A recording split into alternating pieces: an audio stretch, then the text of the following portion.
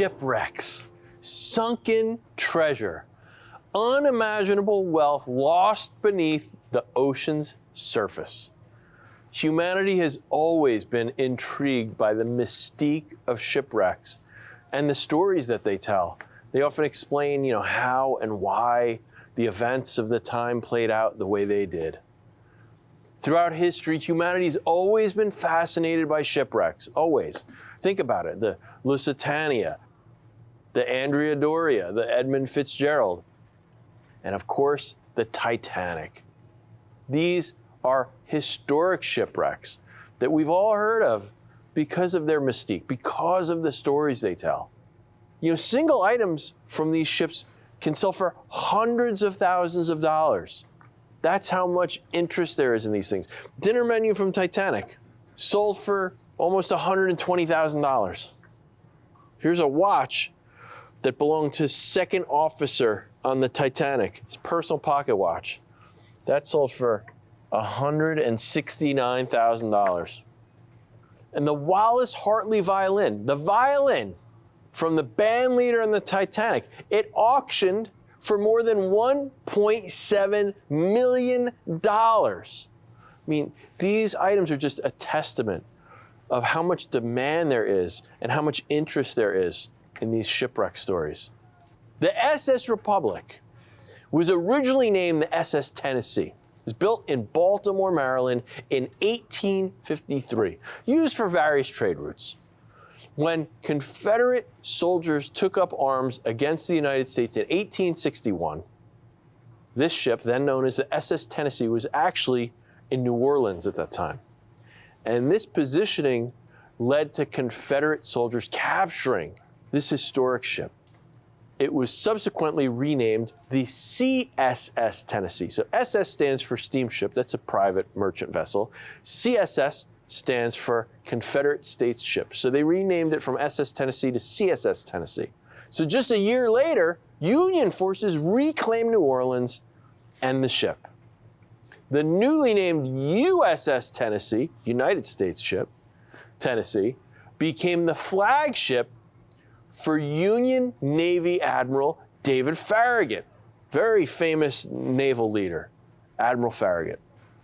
In 1864, at the crucial Battle of Mobile Bay, the USS Tennessee was part of the fleet that bombed Fort Morgan.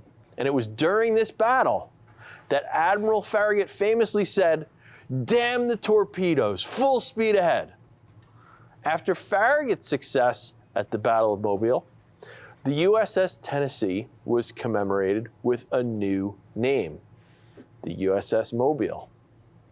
Shortly after this newest name change, the USS Mobile was damaged in a hurricane and sent to New York for repairs. The ship was found to be too expensive to fix and was put up for auction.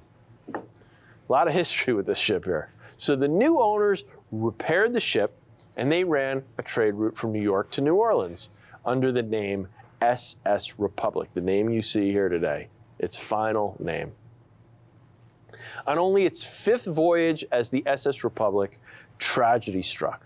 A hurricane off the coast of Georgia sunk the ship on October 25th, 1865, just a few months after the Civil War. Most of the passengers and crew were able to escape using lifeboats, but all of the cargo on the ship was lost. The cargo of the SS Republic included supplies heading south during Reconstruction, including 500 barrels of freight, things like food, fabric, buttons, and of course, the silver $50 that I have here today. These are all pre-Civil War coins. That's so important to keep in mind. Coins struck before the Civil War have survived in such small quantities. A coin struck in the 1850s in any condition at all is a tremendous rarity. Rarely do they survive, especially when you consider the economic turmoil of the Civil War, how it caused the Mint to strike so few coins, from 1861 to 1865. So what makes the SS Republic silver coin so special is that generally a silver coin will eventually become heavily corroded. It just becomes unsightly. But these coins, they just show this even shipwrecked effect without any heavy corrosion. What you're getting with these silver half dollars are coins that showcase this kind of matte, satiny texture of this shipwrecked effect. Something that only can happen when a coin's been underwater for decades. But they didn't get to that point where they start corroding and losing details and getting deep pitting, on their surfaces. Luckily, these coins, they have such a great look.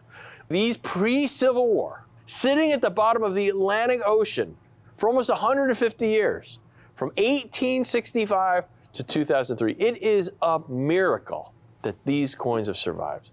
Countless shipwrecks are lost to time, never to be found again.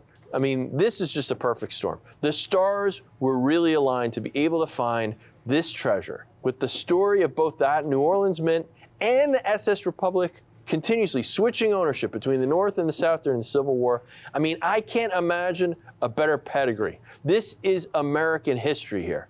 These aren't just sunken treasures, these are national treasures.